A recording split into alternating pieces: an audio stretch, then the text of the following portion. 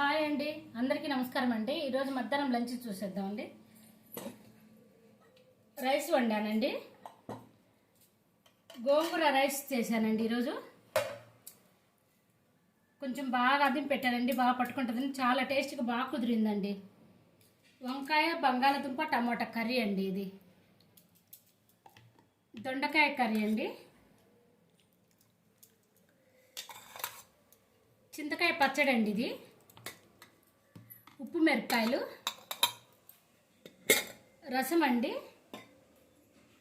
మజ్జిగ పులుసు చేసాము, పెరుగండి లాస్ట్, బొబ్బట్లు అండి, గారెలు, బొబ్బట్లు, బజ్జీలు, సాయంత్రం 4ంటికి తినడానికి దెలుసుకడ్లండి.